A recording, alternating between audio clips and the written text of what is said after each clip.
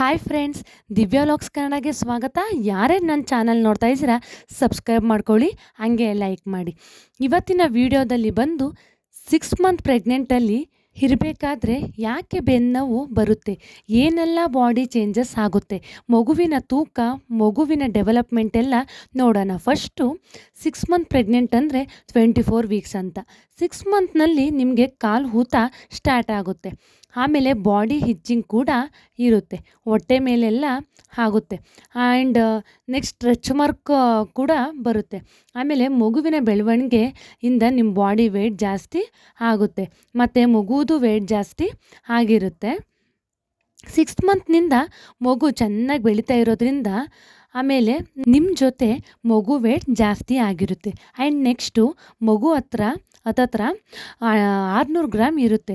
7 months ಬರೋ ಅಷ್ಟೊತ್ತಿಗೆ 1 kg ಇರಬೇಕು. 600 ಗ್ರಾಮ್ ಇರುತ್ತೆ ಮಗು ವೆಯ್ಟು. ಆಮೇಲೆ ನೆಕ್ಸ್ಟ್ ಬಂದು ಮಗುಗೆ ನಿಮ್ಮ ಮಾತು ಆಡೋದು ಮತ್ತು ಹೊರಗಡೆ ಇರೋ ಸೌಂಡ್ಸ್ ಎಲ್ಲ ಚೆನ್ನಾಗಿ ಕೇಳಿಸುತ್ತೆ. ಅಂದರೆ ದೊಡ್ಡದಾಗಿ ಸೌಂಡ್ ಆದರೆ ರೆಸ್ಪಾನ್ಸ್ ಮಾಡುತ್ತೆ, ಮ್ಯೂಸಿಕ್ನೆಲ್ಲ ಕೇಳುತ್ತೆ, ರೆಸ್ಪಾನ್ಸ್ ಮಾಡುತ್ತೆ.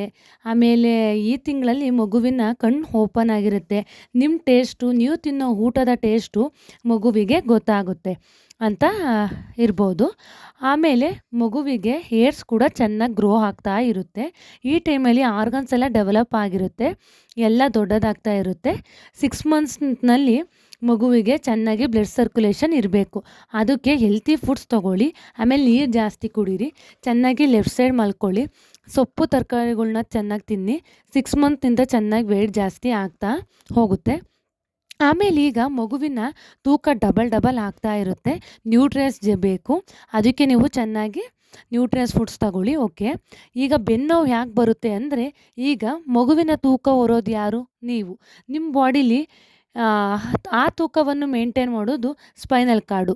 ಮಗು ತುಂಬ ಮುಂದೆ ಬಂದಂಗೆ ಬರ್ತಾ ಸ್ಪೈನಲ್ ಕಾರ್ಡ್ಗೆ ತುಂಬ ಹೊರೆ ಆಗುತ್ತೆ, ಅದಕ್ಕೆ ಬೆನ್ನೋವು ಬರ್ಬೋದು. ಕಾಮನ್ ಆಗಿರುತ್ತೆ. ಇದೆಲ್ಲ ಬರಲ್ಲ ಅಂದರೆ ನಿಮಗೆ ಆಶ್ಚರ್ಯ ಆಗುತ್ತೆ. ಎಂಥವರಿಗೂ ಬಂದೇ ಬರುತ್ತೆ.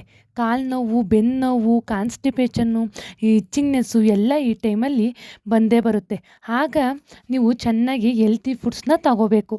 ನೀರು ಜಾಸ್ತಿ ಕುಡಿಯೋದು, ಆ್ಯಂಡ್ ಜ್ಯೂಸಸ್ಸು, ಫ್ರೂಟ್ಸು ಎಲ್ಲ ತಗೋಬೇಕು. ಅದೆಲ್ಲ ನಿಮಗೆ ಮಗುಗೆ ಒಳ್ಳೆಯದು. ಬೆನ್ನು ನೋವು ಬಂದರೆ ಏನು ಮಾಡೋದು ಅಂದರೆ, ನೀವು ಆದಷ್ಟು ಬೆನ್ನಿನ ಮೇಲೆ ಮಲ್ಕೋಬೇಡಿ, ಲೆಫ್ಟ್ ಸೈಡ್ ಮಲ್ಕೊಳ್ಳಿ. ಕೂತ್ಕೊಳ್ಳೋದು 90 ಡಿಗ್ರಿ ಶೇಪಲ್ಲಿ ಕೂತ್ಕೋಬೇಕು, ಎಲ್ ಶೇಪ್ನಲ್ಲಿ.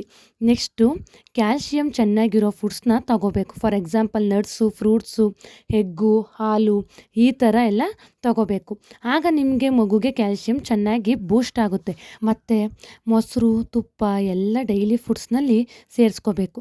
ನಿಮಗೆ ಖಂಡಿತವಾಗ್ಲೂ ಕ್ಯಾಲ್ಶಿಯಮ್ ಸಿಗುತ್ತೆ. ಆಮೇಲೆ ಡಾಕ್ಟರ್ ಕೊಡ್ತಾರೆ ಕ್ಯಾಲ್ಶಿಯಮ್ ಟ್ಯಾಬ್ಲೆಟ್ಸ್ನ, ಐರನ್ ಟ್ಯಾಬ್ಲೆಟ್ಸ್ನ ಕೊಡ್ತಾರೆ, ಅದನ್ನು ಟ್ಯಾಬ್ಲೆಟ್ಸ್ನ ತಗೊಳ್ಳಿ. ಬೆನ್ನೋವು ಬಂದರೆ ಬರಲಿ, ಸ್ವಲ್ಪ ಚೆನ್ನಾಗಿ ವಾಕಿಂಗ್ ಮಾಡಿ, ಆಯಿಲ್ ಮಸಾಜ್ ಮಾಡಿಕೊಂಡು ಸ್ನಾನ ಮಾಡಿ, ಆಮೇಲೆ ಲೆಫ್ಟ್ ಸೈಡ್ ಮಲ್ಕೊಳ್ಳಿ.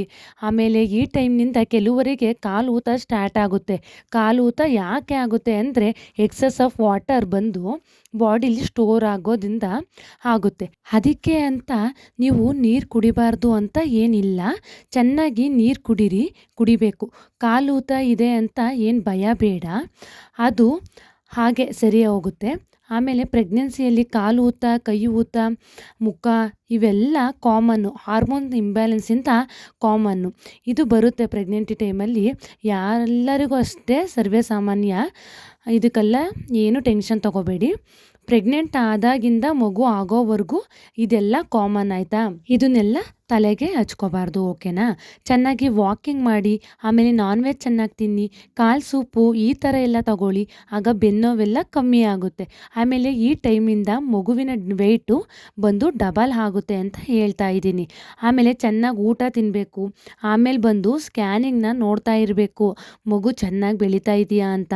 ಒಂದೊಂದು ಟೈಮಲ್ಲಿ ಡಾಕ್ಟರ್ ಬ್ಯುಸಿ ಇರ್ತಾರೆ, ಆಗ ನೀವು ಮಗು ಚೆನ್ನಾಗಿ ಡೆವಲಪ್ ಆಗಿದೆಯಾ ಅಂತ ಎಲ್ಲ ಕೇಳ್ಕೋಬೇಕು. ಇಲ್ಲ ಅಂದರೆ ನೀವು ನೋಡಿ ನೋಡಿ ಸ್ಕ್ಯಾನಿಂಗ್ ರಿಪೋರ್ಟ್ನಲ್ಲಿ ವೆಯ್ಟ್ ಹಾಕಿರ್ತಾರೆ ಗಮನಿಸಿ, ಅದನ್ನೆಲ್ಲ ಅರ್ಥ ಆಗೋ ಥರನೇ ಹಾಕಿರ್ತಾರೆ ನೋಡಿ. ಆಗ ಏನಾದರೂ ಮಗುವಿನ ತೂಕ ಕಮ್ಮಿ ಇದ್ದರೆ ಡಾಕ್ಟರ್ ಹತ್ರ ಕೇಳಿ, ಆಗ ಅವರು ಏನಾದರೂ ನಿಮಗೆ ಒಳ್ಳೆ ವಿಷಯವನ್ನು ಸಜೆಸ್ಟ್ ಮಾಡ್ತಾರೆ. ಕೊನೆಗೆ ಚೆನ್ನಾಗಿ ಊಟ ಕೂಡ ತಿಂದ್ರಿ, ಆಮೇಲೆ ಯಾವುದೇ ರೀತಿ ಪ್ರಾಬ್ಲಮ್ ಇರೋ ಥರ ಮಗು ಆಗುತ್ತೆ. ಓಕೆನಾ? ವಿಡಿಯೋ ಖಂಡಿತ ಯೂಸ್ಫುಲ್ ಆಗಿರುತ್ತೆ ಅನ್ಕೋತೀನಿ. ಸಬ್ಸ್ಕ್ರೈಬ್ ಮಾಡಿ, ಲೈಕ್ ಮಾಡಿ. Okay, take care. ಬಾಯ್ ಬಾಯ್.